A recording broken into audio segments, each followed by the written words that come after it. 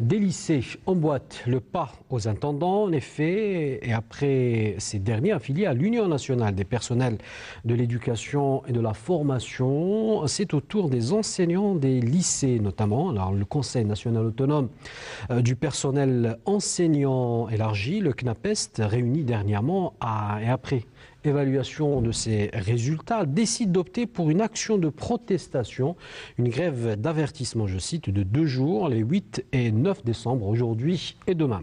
Le CNAPEST évoque un manque de volonté de la tutelle à résoudre les problèmes des enseignants, des problèmes comme la promotion des enseignants et du personnel assimilé, l'intégration des contractuels et autres revendications liées notamment au plan social comme le logement, la retraite, l'application des lois relatives à la médecine du travail. Alors, pourquoi avoir opté pour la grève comme moyen de pression et quelles conséquences sur les élèves et les examens? Quelle est la responsabilité de la tutelle et qu'en pensent les parents d'élèves? Question d'actu ouvre le débat ce soir avec monsieur Msegem Nedjadi, inspecteur général de l'éducation. Merci d'avoir accepté notre invitation. Merci. Également avec nous, M. Djiflel Omar de l'Union nationale des associations de parents d'élèves. Merci d'avoir accepté notre invitation. C'est moi qui vous remercie.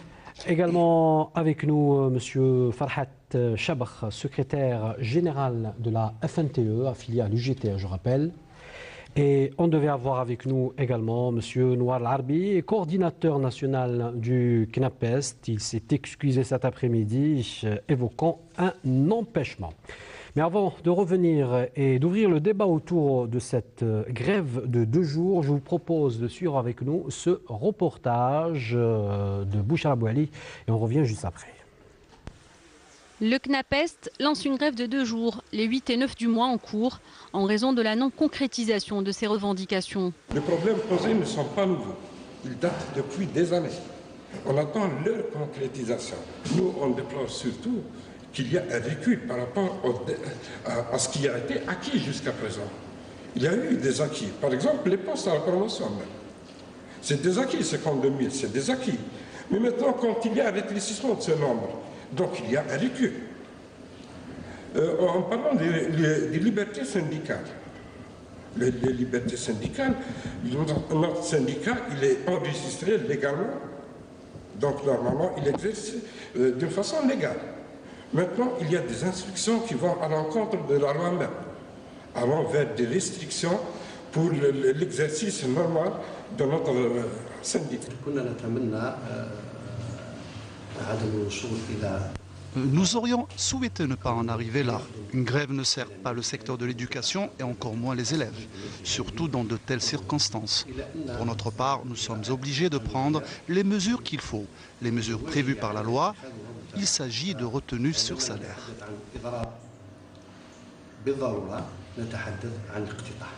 Le CNAPEST, pour sa part, n'en démord pas. Lui qui compte faire valoir son droit syndical s'est retiré jeudi dernier d'une séance de travail qu'il devait tenir avec le ministère de l'Éducation.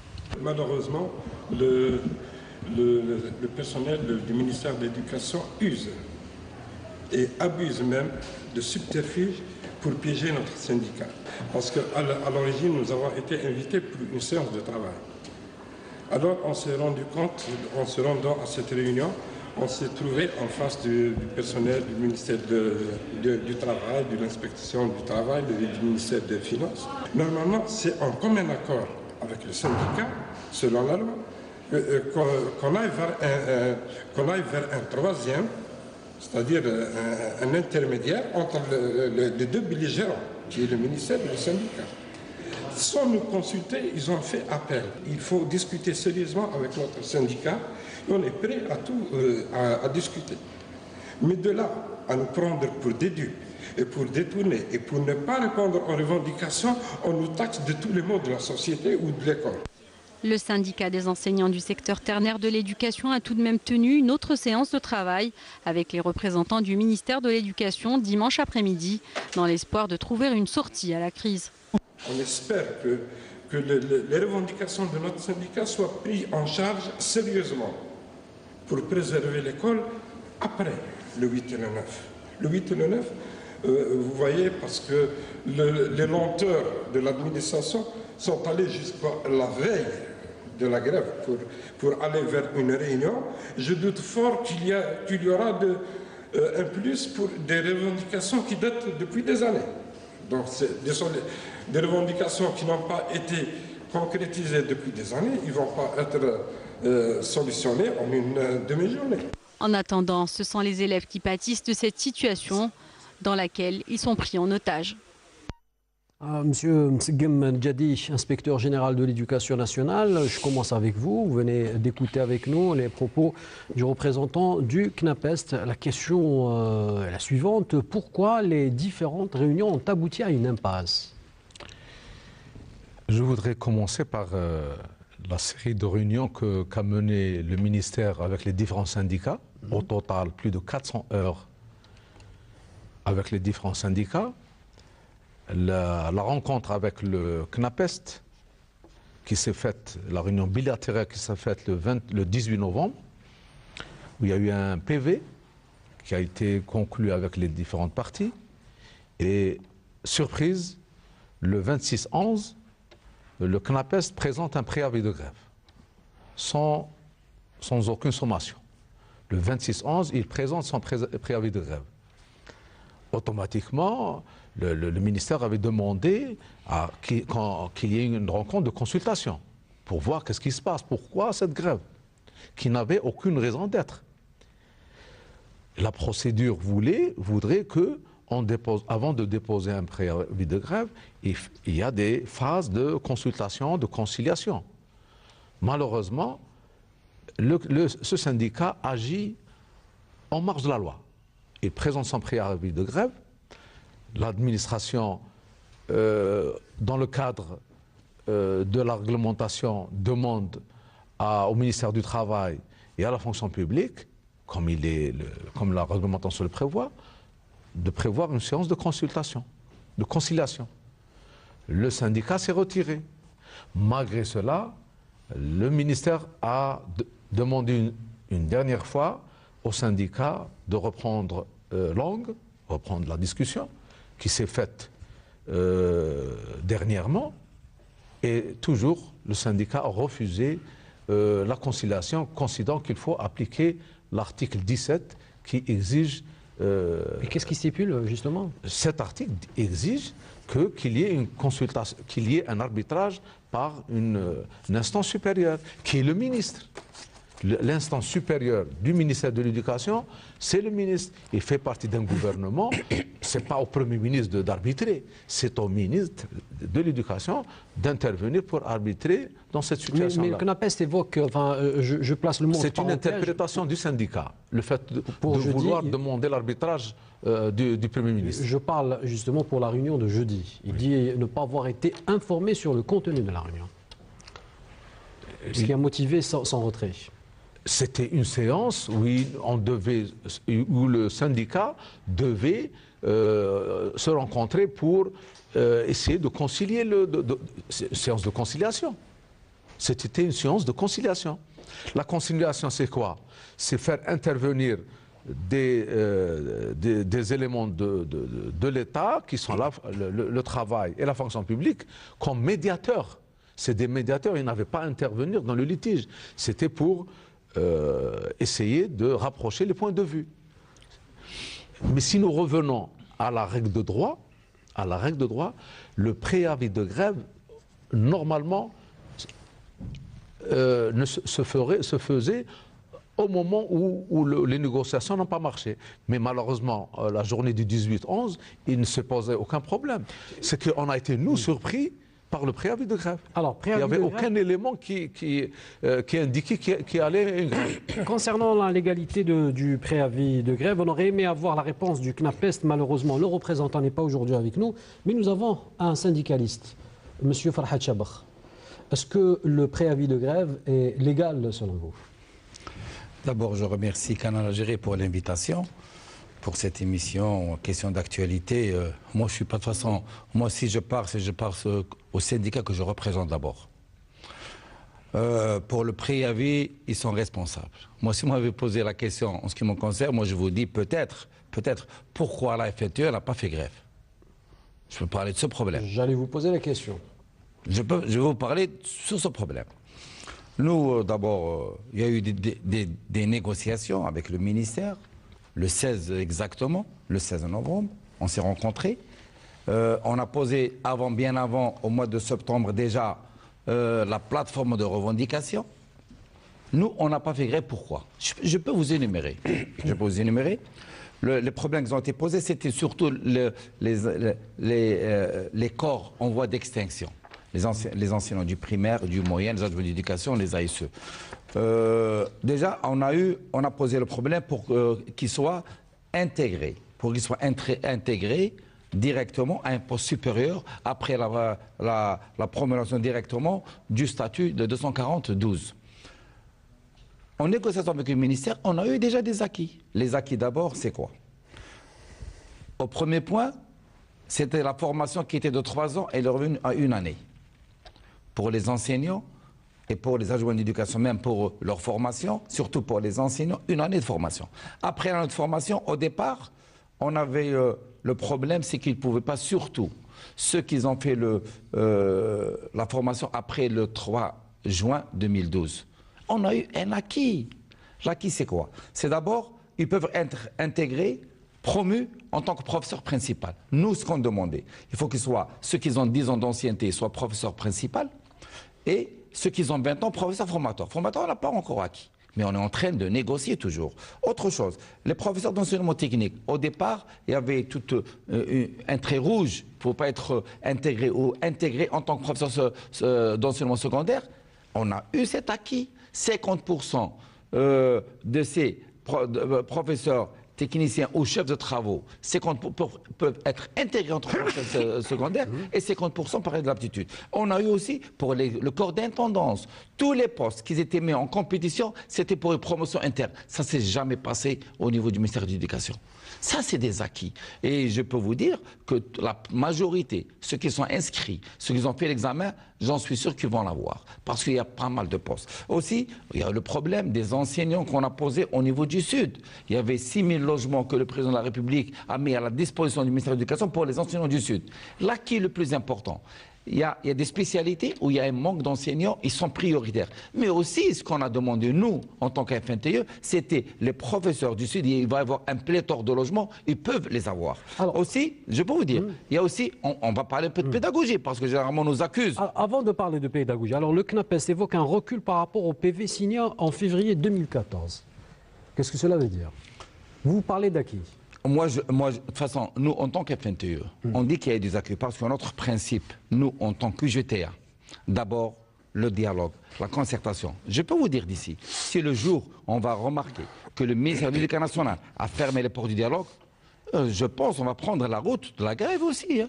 Mais pour l'instant, tant que les possibilités sont ouvertes pour négocier, on négocie d'abord. On attend, peut-être on va mettre le ministère au pied du mur. S'il ne va pas accepter, si on constate qu'ils sont en train de gagner du temps, là on prendra une disposition. Il ne faut pas qu'on, à chaque fois, peut-être ils essaient de nous accuser, nous on fait les grèves. Les grèves, on les a fait avant eux. Les grèves, pour vous dire. Hein. Alors le CNAPES évoque un recul par rapport au PV signé en février 2014. Vous en dites quoi? D'abord, je tiens à signaler que les statuts de 2012 ont été faits avec le CNAPES et au profit du CNAPES. Parce que les professeurs formateurs et les professeurs principaux, c'était les enseignants du secondaire. Je rappelle encore une fois que le représentant du CNAPES devait être avec nous sur ce plateau pour répondre à nos questions.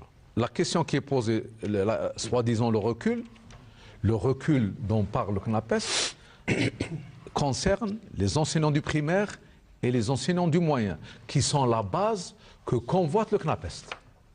Ces gens-là ont été réglés par la circulaire, par l'instruction numéro 4. Donc, avant 31-12, le problème des enseignants du primaire et du moyen concernés par les professeurs principaux et professeurs formateurs vont être réglés avant le 31-12, sachant pertinemment que c'est une base qui n'a pas été négociée en 2012, mais qui a été rattrapée par l'instruction numéro 4 et qui est actuellement convoité par le CNAPES en élargissant sa base pour le primaire et le moyen.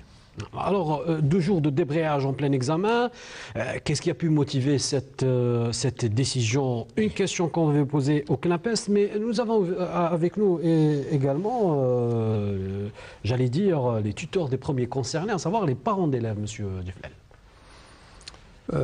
Merci. Merci pour l'invitation et le bonjour à tous les parents d'élèves et avec eux leurs enfants. L'Association nationale des parents d'élèves ne peut que s'inquiéter de cet ultime débrayage. Ces débrayages qui deviennent récurrents, cet appel systématique à la grève, dès qu'il y a un petit problème quelque part. Et c'est tellement récurrent que ça en devient une fatalité. Nous, au niveau de la MPE, nous souhaitons mettre un terme à cette fatalité. Parce qu'il n'y a pas de fatalité. Et tant que les portes de la négociation et du dialogue sont ouvertes, ils sont encore ouverts, je le confirme. Pas plus tard que la semaine dernière, on a été reçu par Madame la ministre avec toute son équipe. Et c'est la première fois dans l'histoire du ministère de l'Éducation que les parents d'élèves ont droit à la parole. Donc c'est un acquis très important. C'est une porte qui est ouverte au dialogue et à la négociation. Et donc, nous invitons nos amis, parce que ce sont nos amis, ils font partie du même groupe d'éducateurs du CNAPES, à la raison et à revenir au dialogue. Vous avez été en contact avec le CNAPES juste avant ce débrayage? Non. D'ailleurs, nous n'avons jamais été consultés pour les débrayages qui ont été déclarés ça et là durant toutes ces dernières années. Nous n'avons jamais été consultés. Alors, une question, je reviens à vous, M. Msegem. Donc, pensez-vous que le recours à des mesures, j'allais dire, extrêmes, comme la justice ou les ponctions sur salaire, n'allait pas attiser un peu cette situation? Ce n'est que l'application de la loi. Ce n'est que l'application de la loi. Que dit la loi? Travail non fait, pas de salaire. C'est la loi. Lorsqu'on va à la justice, c'est pour arbitrer. Le juge administratif, c'est pour arbitrer, ce n'est pas pour condamner. Le juge intervient, il étudie le dossier, et par exemple, si on prend le cas des intendants, sous l'égide de l'UMPEF, en demandant l'arbitrage du juge administratif, il a déclaré la grève illimitée illégale. Donc ce qui fait, c'est un arbitrage de la justice. Étant cette grève illégale, tout de suite, il y a la procédure légale prévue par la loi, à savoir les mises en demeure, la ponction sur salaire, etc. Mais ces mesures dont vous venez de parler ont été prises par le passé et n'ont abouti à rien. C'est-à-dire qu'à chaque fois, les enseignants avaient gain de cause. C'était des négociations qui ont été faites. C'est après des négociations. Ce n'est pas, c'est des négociations il y a eu application de la loi, c'est après application de la loi qu'il y a eu des négociations, et ces négociations ont abouti à des solutions qui ont... Peut-être ne fallait-il pas inverser un peu ce procédé, commencer d'abord par les négociations, ensuite aller vers... Vous permettez de vous dire que depuis le mois de mai à ce jour, plus de 50 réunions avec les syndicats, on ne fait que ça. On ne s'occupe plus de pédagogie. Au lieu de nous lancer sur la pédagogie suite à l'évaluation que nous avons faite en 2013 et qui a révélé des dysfonctionnements énormes au niveau de la formation de nos enfants, nous nous braquons toujours, nous sommes toujours tirés vers le bas sur des problèmes qui peuvent être réglés, comme l'a soulevé M. Farhat de la FNTE. On peut négocier, travailler en même temps, sans pour autant aller à un blocage. Vous savez pertinemment qu'un mouvement de grève, on pense que c'est un mouvement normal, mais psychologiquement, nos enfants sont perturbés.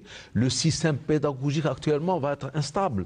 Les enfants, en fin de trimestre, au lieu de boucler le trimestre correctement, tout de suite, ils sont mis en situation d'instabilité. Donc, on veut sauvegarder l'école, préserver l'école. Madame la ministre, depuis le mois de mai, a mis en place un dispositif permettant à tous les syndicats d'avoir la parole, de négocier, discuter, de régler ce qui est possible de régler. de soumettre ce qui n'a pas été réglé, le soumettre à qui de droit. Je vous donne l'exemple des intendants. Madame la ministre, avec son équipe, a fait une proposition au chef du gouvernement pour régler le problème des intendants. Et c'est fort possible que la solution sera visible dans quelques jours. La FNTE a été convaincue par les arguments du ministère de l'Éducation. Malheureusement, l'autre partie n'a pas été convaincue par les arguments. Ce qui fait, la porte est ouverte. La ministre n'a jamais, après la sortie du syndicat, en quittant la salle, tout de suite, la ministre a relancé l'invitation au syndicat pour revenir. Ils étaient au lycée de mathématiques hier soir jusqu'à 11h du soir. Malheureusement, les consultations n'ont pas abouti, mais la porte reste toujours ouverte aux négociations. Alors, le problème reste posé, des grèves récurrentes depuis plus de 10 ans maintenant. Ne faut-il pas peut-être élargir l'article 57 de la Constitution, comme le stipule, enfin comme le recommandent certains, notamment les parents d'élèves, qui réglementent un peu, ou plutôt interdit, la grève pour certains secteurs sensibles? Actuellement, le ministère du Travail... Question que je vais vous poser, monsieur Rajab. Actuellement, le ministère du Travail est en train de travailler sur l'aménagement et la refonte du Code du travail. Nous souhaitons que la nouvelle mouture du texte portera sur un balisage de ce mouvement qui est en train de perturber sérieusement le secteur de l'éducation, qui est un secteur vital où nos enfants sont annuellement perturbés. Je vais vous dire une chose, la dernière grève qui a été faite par le CNAPEST a réduit l'année scolaire de 32 semaines à 25 semaines. Nos enfants en classe de terminale se sont présentés au baccalauréat avec 25 semaines de cours. Je vais vous poser la question directement. Êtes-vous, en tant que représentant de la tutelle, pour l'interdiction de la grève dans le secteur de l'éducation? Moi, je ne suis pas là pour juger s'il faut faire grève ou il ne faut pas faire grève, mais je pense que l'État algérien doit, à travers ce code du travail, en concertation avec tous les partenaires, bien sûr. Je pense que le ministère du Travail va consulter tous ceux qui sont concernés, mais on souhaiterait qu'il y ait un balisage de ce mouvement qui, actuellement, je prends l'exemple des intendants, ça fait leur 3e mois qu'ils sont en grève, et nous allons tout droit vers des situations extrêmement dangereuses pour les intendants, parce qu'il n'y a pas un balisage de cette grève pour un certain nombre de jours. Il y a par exemple le service minimum. Nous avons les classes d'examen actuellement qui, normalement, devraient les cours être assurés, ils ne le sont pas assurés. Donc il faut revoir cette notion de service minimum. Alors, service minimum, interdire ou réglementer un peu De toute façon, en ce qui concerne le droit de grève, c'est le droit constitutionnel, on n'est pas d'accord du tout pour qu'il soit enlevé au ministère de l'Éducation. Parce que dans tous les pays au monde, de toute façon, c'est des références. Montrez-moi n'importe quel pays au monde où il est réglementé au niveau de l'éducation. En ce qui nous concerne en tant qu'FNTE, je pense que le droit de grève est sacré. Parce que généralement, c'est le marteau qui est toujours derrière la tête de l'administratif. Au cas où il y a un dépassement, il faut. Je pense peut-être beaucoup plus au niveau du ministère. Moi, si je dis si à la grève, c'est qu'il y a pas mal de problèmes qui n'ont pas été réglés. Il faut le dire aussi. Nous, on peut vous énumérer. Nous, on vous dit, au niveau du GTA, on met en principe toujours la négociation. Mais en ce qui concerne la grève, je pense, s'il sera revu, je pense, si on est en train d'enlever un droit constitutionnel aux enseignants, et je pense les enseignants, c'est la colonne vertébrale de n'importe quel pays, parce que nous, on s'occupe, c'est vrai, de la formation de nos enfants, mais aussi de nos droits. Si on constate, c'est vrai qu'on va toucher... Dans le secteur de l'éducation, je pense qu'il y a beaucoup plus de secteurs qui sont plus importants peut-être en ce qui concerne la grève. Moi, ce que je peux vous dire, en tant qu'FNTE, on a fait pas mal de grèves, mais généralement les grèves, d'abord, c'est des grèves pour tirer la sonnette d'alarme 2-3 jours pour que les autorités soient au courant qu'il y a un problème à régler. Si on voit que les autorités, c'est vrai, généralement chaque fois qu'il y a eu grève, on le dit en ce qui nous concerne, nous on ne fait pas grève et on attend le lendemain directement les solutions. On donne le temps nécessaire. Parce que pour faire un décret, vous savez, la procédure, il faut que tous les ministères donnent leur avis, etc. Ça demande 1 mois, 2 mois, 3 mois, mais généralement, on règle le problème. Moi, je ne suis pas d'accord, d'abord, pour clôturer, qu'on on enlève la grève au niveau du secteur de l'éducation. Alors, qu'en pensent les parents d'élèves? Faut-il réglementer un peu ce droit? M. Farhat parle du droit constitutionnel à la grève, je suis d'accord, auquel j'opposerai le droit constitutionnel à l'éducation, qui est aussi important. Et c'est même plus important parce qu'il fait partie de la Convention des droits de l'enfant, Convention internationale des droits de l'enfant. Et c'est même, et notre religion va beaucoup plus loin. Ce n'est pas seulement un droit, mais c'est une obligation. Le premier verset du Coran, Iqra. C'est un ordre que Dieu nous a donné, Iqra. Donc, au-delà de tout ça, je ne pense pas qu'un quelconque argument peut s'opposer à cette obligation et à ce droit sacré au savoir et à l'éducation. Nous, au niveau de l'Association nationale des parents d'élèves, nous sommes ni pour ni contre. Nous ne sommes ni pour le droit à la grève, ni pour supprimer ce droit. Nous sommes pour une convention. Nous voulons aller plus loin. Nous sommes pour la signature d'un pacte national de protection de l'éducation, auquel on veut faire adhérer l'ensemble des partenaires, parce que nous sommes des partenaires de cette opération sacrée et noble. Et c'est cette dimension qu'on veut mettre en avant. C'est la sacralité et la noblesse de cette mission, qu'on a tendance un petit peu à négliger. Et je crois, c'est ce qui pose tous ces problèmes, parce qu'on va au détail en oubliant cette dimension tellement énorme et tellement noble. Donc, on est en train de travailler sur ce schéma, sur ce projet qui est le pacte national de protection et de sauvegarde de l'éducation nationale. Alors, faut-il aller, justement, vient d'évoquer le représentant de l'association des parents d'élèves, M. Duflal, vient de parler d'un pacte dans le secteur de l'éducation pour résoudre ces problèmes récurrents entre la tutelle et les enseignants, monsieur. Je voudrais revenir aux droits des enfants. Je remercie le représentant des parents d'avoir soulevé. La charte de l'enfant, elle est supranationale. Elle est au-dessus des lois de la nation. Parce que si des enfants sont maltraités, il y a toute la communauté internationale qui... Donc, je considère que la charte de l'enfant, les droits de l'enfant sont supérieurs aux droits des travailleurs. Donc, je sauvegarde le droit de l'enfant avant la sauvegarde du droit des travailleurs. Concernant l'école, effectivement, nous souhaitons, pour sauvegarder l'école, pour mettre l'école à l'abri de toutes les perturbations et de toute l'instabilité que nous voyons actuellement, nous souhaitons négocier avec les syndicats, les parents d'élèves, un pacte permettant de mettre l'école à l'abri. Ce pacte sera traversé par toutes les valeurs nationales, par toutes les valeurs que véhicule l'école, que véhicule notre constitution, que véhicule notre religion. Pour, à chaque fois qu'il y a un problème, c'est le débat, c'est la consultation, c'est le dialogue, avant d'aller aux situations qui aujourd'hui déstabilisent nos systèmes. Si vous permettez, en ce qui concerne le pacte, je peux vous dire que nous, en tant que GTA, on a un pacte économique et social qui est signé avec le gouvernement. Pour vous dire, nous, on est déjà initiateurs de ce pacte. Mais il faut que ce pacte soit accepté des deux parties. Il faut qu'il soit respecté des deux parties. Quand il y a une partie qui ne respecte pas le pacte, qui est-ce qui va intervenir?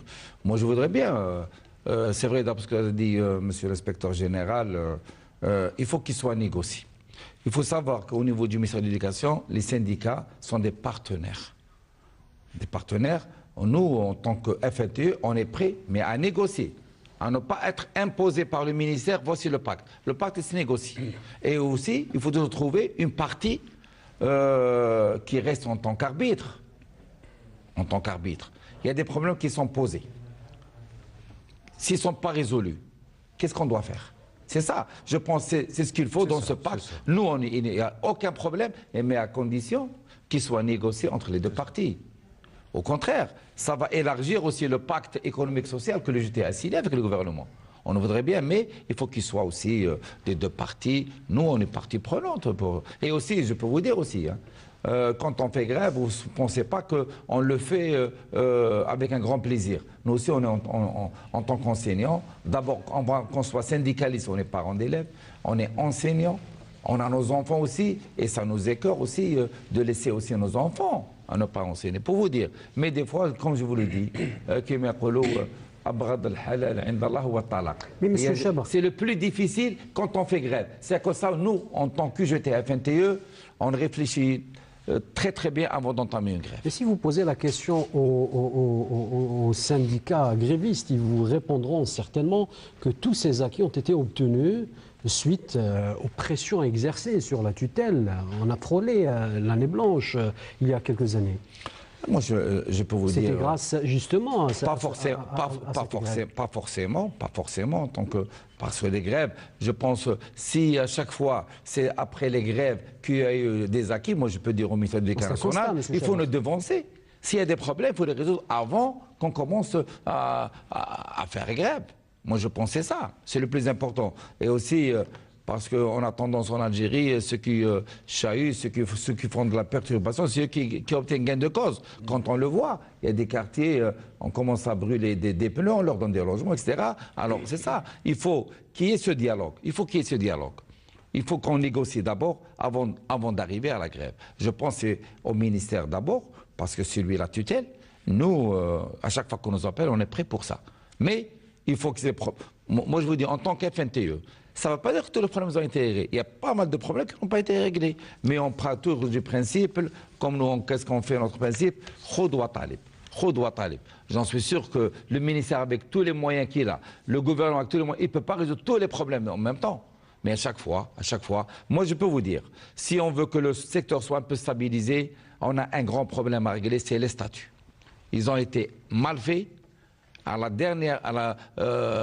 depuis presque 2008. Et c'est ce qui perturbe les secteurs, d'une manière générale. C'est une question qu'on profite. Enfin, exactement. C'est les statuts. D'ailleurs, c'était le cheval de bataille de nous tous en tant que syndicats. Parce que si on commence à voir les problèmes, tous les problèmes, ils sont pareils. Tous les syndicats ont la même plateforme. Il y a les statuts, mais à chaque fois, au niveau de la fonction publique, on donne presque à chaque fois des dérogations. Des dérogations pour tel ou tel. J'en suis sûr, si on reste à table. Donc c'est la fonction publique ou le ministère de l'Éducation? Bien sûr, les statuts doivent passer par la fonction publique et le ministère des Finances. Et le ministère, il n'est pas seul pour les statuts. Les propositions qui ont été faites, le ministère et syndicats, ils n'ont pas été pris en considération. Après, quand ils ont été transmis à la fonction publique au ministère de l'Éducation, c'est ça le problème qui est posé. Ce n'est pas les mêmes statuts qui sont revenus. C'est comme ça qu'il y a ces problèmes. L'intégration, mais bien sûr. La question qu'on pose également, M. Mseghem, concernant le problème récurrent des statuts. En 2008, effectivement, les statuts de 2008 ont amélioré considérablement les salaires des fonctionnaires de l'éducation nationale. En 2008, les premiers statuts qui ont été promulgués dans la précipitation, puisque ce sont les syndicats qui ont fait pression sur le ministère de l'Éducation pour promulguer ces statuts. Au bout de quelques temps, les syndicats remettent en cause le statut. Donc, tout de suite, le gouvernement a accepté qu'il y ait une correction des statuts. En 2012, dans la précipitation, le CNAPEST a fait la pression en avril pour leur promulgation, en 2012. Qu'est-ce qu'on constate? Effectivement, nous constatons qu'il y avait des dysfonctionnements dans ces statuts qui ont été faits aussi, malheureusement, dans la précipitation et sans aucune cohérence interne de ces statuts. Avec l'intervention du gouvernement, avec l'instruction numéro 4 et son complémentaire, on a réglé les problèmes qui se sont posés, qui sont restés en suspens et qui ont été négociés en présence du CNAPEST et de l'UNPEF. Je ne me trompe pas, monsieur Donc ce qui fait, ces éléments ont été acceptés par le gouvernement. Question concernant la seule, je pense, la seule revendication qui n'a pas été retenue, c'est celle des intendants, qui concerne la prime pédagogique. C'était l'unique qui n'a pas été retenue, la prime pédagogique. Mais dernièrement, Madame la ministre, en créant un groupe de travail, a fait une proposition au gouvernement pour voir comment régler ce problème de cette prime. Au lieu de l'appeler pédagogique, elle aura certainement une autre dénomination. Donc, ce que je veux dire par là, les autres secteurs ont tous fait leur statut après nous. Parce qu'ils ont attendu qu'on fasse promulgation des statuts. Et voyons nos erreurs, voyons les fautes qui ont été commises à travers les statuts. Ils ont corrigé leurs statuts. Et si vous voyez, les autres secteurs ne posent pas les problèmes que nous posons aujourd'hui. Alors, un problème de procédure, monsieur. Non, c'est vrai. Enfin, de toute façon, pour les statuts, moi je le redis. Les propositions ministères, syndicats, c'est pas toutes quand même, pas toutes. Ils n'ont pas été pris en considération par la fonction publique et le ministère des Finances. Parce que c'est vrai, ils ont vu surtout le ministère des Finances, c'est question d'argent. Moi, ce qui concerne les intendants, moi je peux dire qu'ils ont été à chaque fois lésés. D'un côté, ils sont intégrés dans le statut du corps enseignant et d'un côté, ils ne peuvent pas avoir cette prime.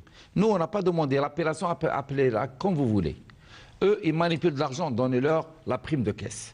Ils manipulent un travail, il faut leur donner la prime nécessaire. Ils sont en train à chaque fois, les corps d'intendance, ils sont lésés.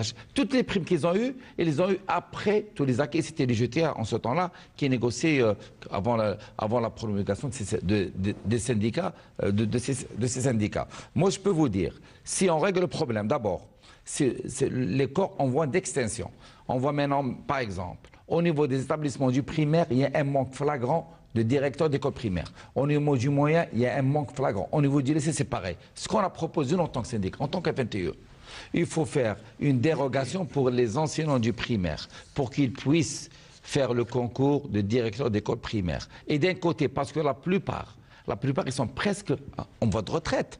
Au moins, ça leur permet, parce que c'était la colonne vertébrale de l'éducation. Aussi, il y a eu les ATL et les ATS, les adjoints techniques de laboratoire, qu'ils ont été, c'est vrai, ils ont été intégrés, mais ils n'ont pas pu avoir les mêmes primes que le corps d'enseignants. Ils ont été intégrés dans le statut des enseignants, mais ils n'ont pas eu le. On a demandé aussi à ce que les corps communs soient intégrés dans le corps d'éducation. Pourquoi? Parce que généralement, le corps commun dans le ministère de l'Éducation, dans l'établissement scolaire, ce n'est pas le même corps commun au niveau d'autres ministères. Il y a ces problèmes qui sont toujours posés. C'est dans ce sens. Mais nous, on te dit, en tant que GTA, on aurait aimé que cette proposition soit prise en charge. Moi, je le dis, il est là et je le dis en public.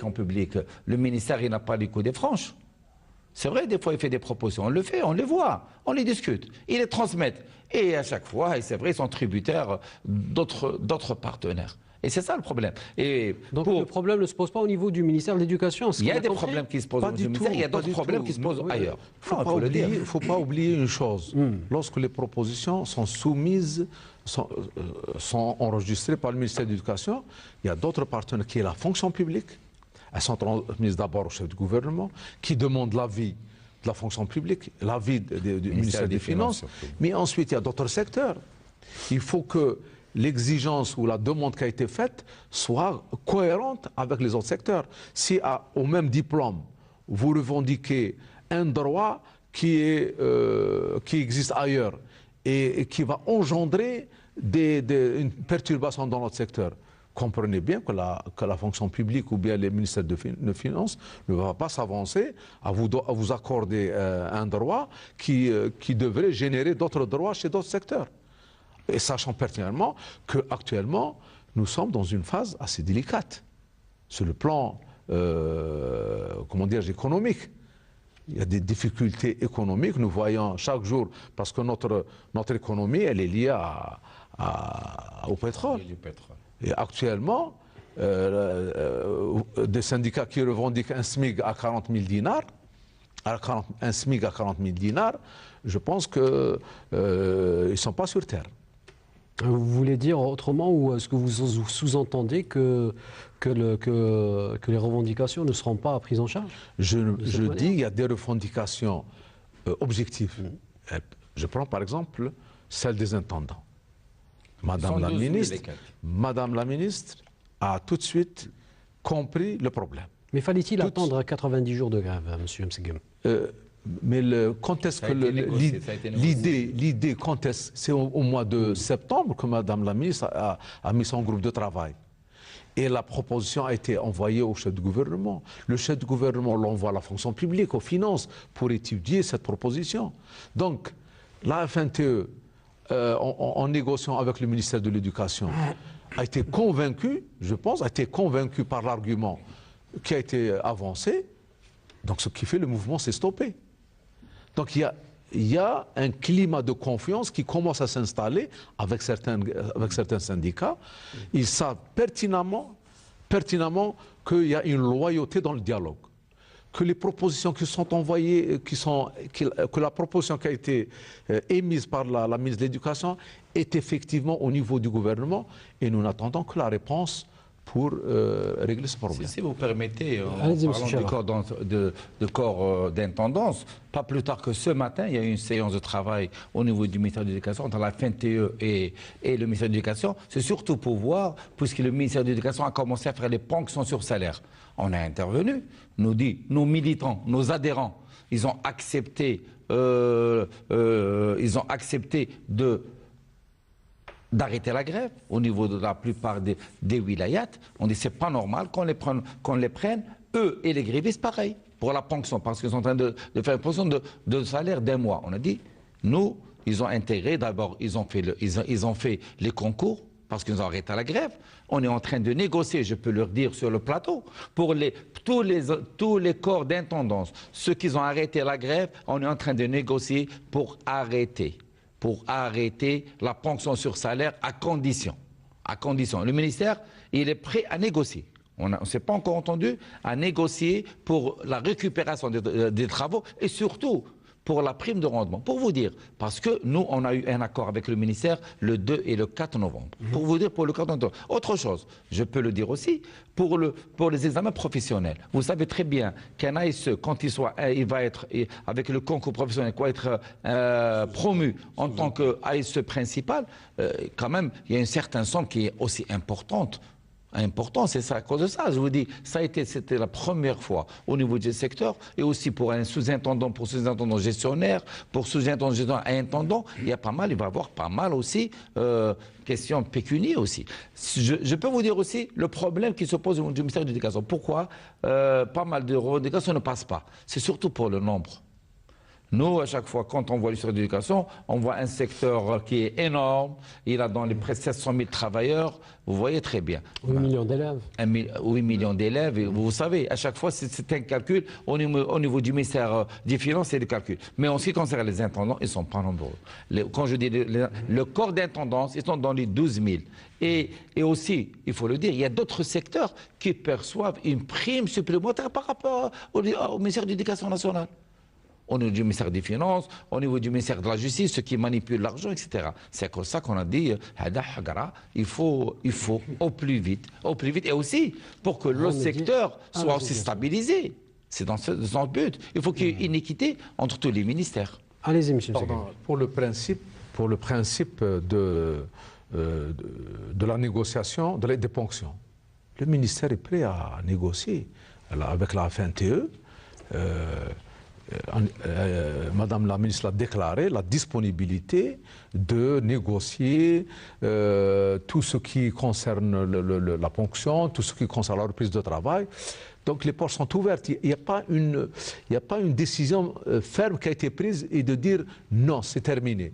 Il y a la porte, et M. Farhat l'a maintenant signalé, on est prêt à négocier à tout moment avec les intendants qui reprennent le travail. Pour les intendants, sur 14 000 fonctionnaires, vous avez 6 000 postes de promotion. Avant la fin de l'année, 6 000 postes de promotion. Tous ces postes-là sont réservés uniquement pour les agents de l'intendance, aucun examen externe. des intendants qui passeront intendant principal, des sous-intendants qui passeront intendant, des ASE principaux qui passeront sous-intendants et des ASE qui passeront des ASE principaux. 6 000 postes réservés uniquement. Pardon, monsieur Farhad. En cette fin d'année, vous allez avoir 150 000 enseignants qui vont avoir de nouveaux arrêtés.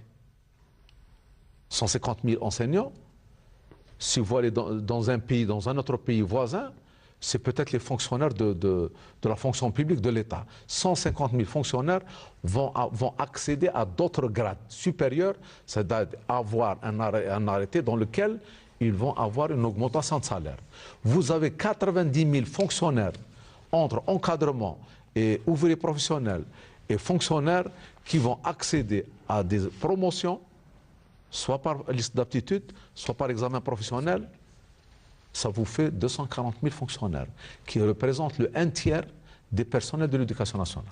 Si vous permettez, en ce qui concerne d'abord les intendants, nous on s'est permis en tant qu'FNTE GTA, vous savez très bien, nous on n'a pas un agrément. L'agrément on l'a eu en 1956 pendant la Révolution. On a pensé à nos amis grévistes. On a même posé le problème, dit même au cas où nos amis grévistes qui réintégreraient le travail, il faut qu'ils auront la même facilité que les adhérents de la FNTE. Et on a demandé aussi, parce qu'il y a pas mal d'intendants, de corps d'intendance, parce que ASE, sous-intendants, qui n'ont pas pu faire l'examen. On a demandé pour la possibilité qu'il y ait une deuxième session à partir du mois de janvier, au moins pour ceux qui arrêtent la grève. Au moins, nous on l'a demandé et on l'espère que le ministère va l'accepter, et aussi parce qu'il ne faut pas laisser tous ces postes partir. C'est dans ce sens, c'est pour vous dire qu'au niveau de la FNTE, on ne pense pas seulement à nos adhérents, c'est même tout le corps d'intendance, on est en train d'y réfléchir. Alors, quand on évoque les problèmes de l'éducation nationale, on parle beaucoup plus des problèmes socio-professionnels des enseignants, mais on a tendance à oublier l'un des maillons les plus importants, si ce n'est pas le plus important, qui est l'élève, monsieur Duflal. Mais combien important L'élève qui souffre aussi des retombées. Il a ses problèmes à lui. Alors, en plus du programme pédagogique, et ça nécessite un autre débat, il y a aussi les problèmes de violence et j'en passe. Non, c'est clair que toute opération, tout débrayage au niveau de l'éducation nationale a des répercussions parfois irréversibles. Un mouvement de grève, ne serait-ce que de 48 heures, donne un coup d'arrêt au processus d'apprentissage. Et l'élève, pour reprendre un petit peu son activité normale, il lui faut du temps. Et ces répercussions ne s'arrêtent pas au niveau de l'élève seulement, ça se répercute sur les professeurs aussi, qui font grève. Pour reprendre la main sur une classe qui était laissée à elle-même. Donc ça demande beaucoup de travail et beaucoup d'énergie.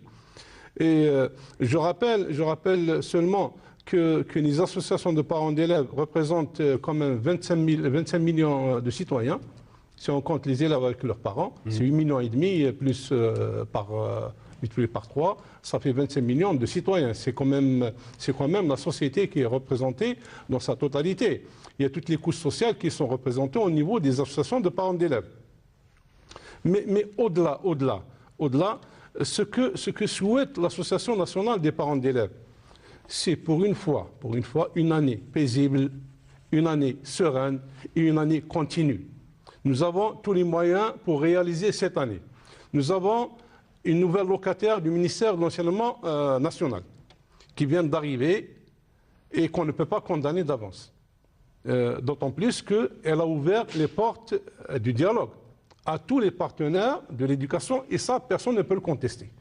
Monsieur Msegui m'a rappelé au début de la séance, les 400 heures de réunion, c'est énorme. 50 réunions avec tous les partenaires, c'est énorme. J'ai l'impression que, d'ailleurs ça a été exprimé par les cadres du ministère de l'Enseignement de l'Éducation nationale, ils ont l'impression qu'ils ne font que ça.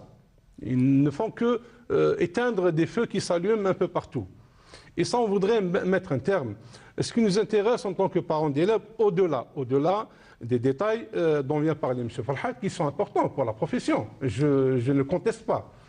Mais nous estimons, au niveau de l'Association nationale des parents d'élèves, qu'aucun problème ne peut justifier un recours systématique à la grève. Parce que la grève a des conséquences énormes sur l'élève et sur le processus de l'éducation dans son ensemble. N'oublions pas que l'éducation est un des piliers, sinon le pilier le plus important d'une nation. Si on arrive à bâtir nos enfants sur de bonnes bases, nous pouvons construire une société qui se tient. Parce qu'une bâtisse ne peut pas tenir avec un matériau défectueux, absolument.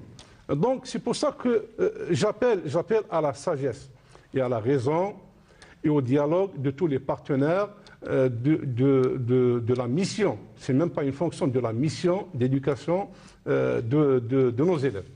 Et donc allons dans le sens du pacte national dont je viens de parler tout à l'heure. Donnons une chance à ce pacte. Et essayons de faire une année claire, nette et sereine, cette année. Voilà. Merci, Monsieur Duflal. Il ne nous reste pas beaucoup de temps. Peut-être un dernier mot, Monsieur Farhat Chabakh. Nous, de toute façon, avant de refermer ce débat. On attend surtout du ministère, je pense, il faut que aussi le chef du gouvernement essaie d'aider aussi le secteur de l'éducation parce qu'il y a un retard en ce qui concerne les problèmes socio-professionnels. Et on demande aussi, d'autant plus que ces problèmes soient résolus. Nous, en tant qu'FNTE UGTA, on est toujours prêt à la négociation, mais à condition que la négociation ne soit pas on négocie, on résout du problème. Pour l'instant, il n'y a aucun problème. Les négociations, à chaque fois qu'il y a une demande, on est reçu au niveau du ministère, on règle des problèmes. Et j'en suis sûr, par la voie de négociation sérieuse, on arrive à régler le problème. Merci, Monsieur Farhat Chabakh. Je vous donne la parole, Monsieur. Je voudrais ajouter un élément qui a été une revendication, celle de la médecine du travail. Une réunion qui a été faite avec les œuvres sociales. Actuellement, dans 24 wilayas, les œuvres sociales ont mis en place des centres médicaux. Ce sont des locaux qu'on pourrait utiliser pour la médecine du travail. Et ça a été fait avec les œuvres sociales. Pour les autres wilayas, le ministère est disponible à trouver toutes les solutions pour l'ensemble des wilayas pour avoir des locaux nécessaires. Des négociations ont été entamées avec le ministère de la Santé pour avoir tous les médecins qu'il faut pour couvrir ces centres médicaux. Et le processus est lancé. Ça veut dire que cette revendication n'a pas lieu d'être parce que déjà le dispositif a été enclenché avec les œuvres sociales, avec le ministère de la Santé. Concernant les logements du Sud, c'est un programme qui a été lancé, il est en cours, les Wali s'en occupent, beaucoup de Wali ont pris des initiatives, donc ce problème n'est pas... Maintenant, pour l'application des statuts. On est encore à l'application des statuts et le CNAPES demande sa révision. On n'a pas encore mis en œuvre l'application, un statut auquel ils ont participé de façon très particulière et ils sont en train de revendiquer sa révision en dénonçant de façon anormale l'administration. Dernier mot, je m'adresse aux enfants, aux élèves de terminale. Je leur dis de travailler avec sérénité, que le baccalauréat se fera comme l'année passée, 2 sujets au choix, une demi-heure, et travailler dans la sérénité, que les sujets seront faits par des professionnels, des enseignants, des inspecteurs, et ils cibleront l'élève moyen dans la confection de ces sujets. Merci, Monsieur Msegem Nedjadi, inspecteur général de l'éducation nationale. Merci à vous également, Monsieur Duflal Omar, de l'Union nationale des associations des parents d'élèves, d'avoir participé avec nous à ce débat. Merci à vous également, Monsieur Farhat Chabakh, secrétaire général de la FNTE. Je rappelle qu'on devait recevoir avec nous M. Larbi Noir, coordinateur national du CNAPES. Il s'est excusé en début d'après-midi, évoquant un empêchement. Madame, Monsieur, merci de nous avoir suivis. En espérant vous retrouver la semaine prochaine pour un nouveau thème de questions d'actu. Je vous dis au revoir et bonne soirée.